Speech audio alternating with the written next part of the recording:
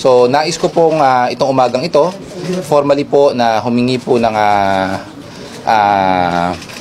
paunawa at of course gusto ko rin po magbigay ng humingi ng paumanhin.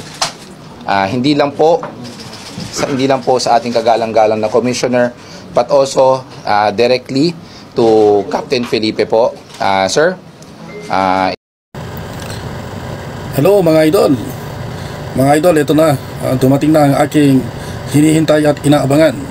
Ang public apology ng MMDA Special Operation Group Strike Force na si Gabriel Go, mga idol.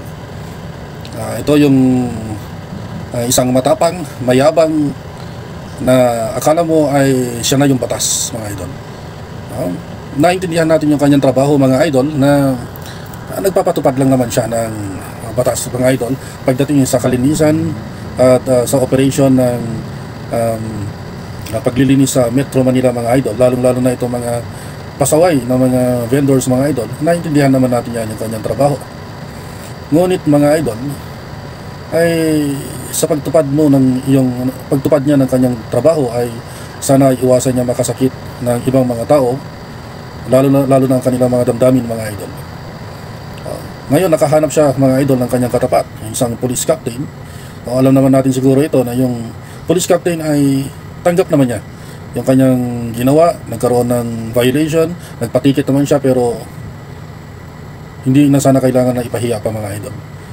Dahil ito ay kagalang-galang din naman, isang opisyal ng police, at naghumingi na siya ng sorry sa kanyang ginawa.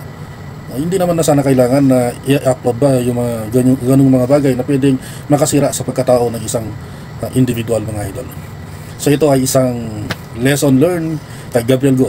Ngunit hindi pa sa akin personal, hindi ako nakokontento dito sa public apology ni Gabriel Go, dahil nag-public apology lang siya sa isang tao, pero marami siya nasagasaan at sinaktan na damdamin ng mga tao. Lalong-lalo na itong sabihin na natin naka-violate sila, pero hindi naman na kailangan na mapahiya, masaktan yung kanilang damdamin.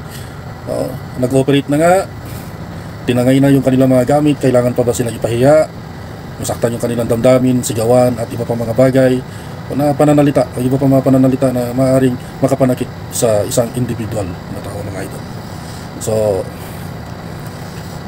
Gabriel Go, sana naman hindi ka lang nag-public apology dahil ikaw ay kinasuhan sa pag-public apology mo, pero baka hindi ka pa mag-public apology kung hindi ka kakasuhan, mga idol.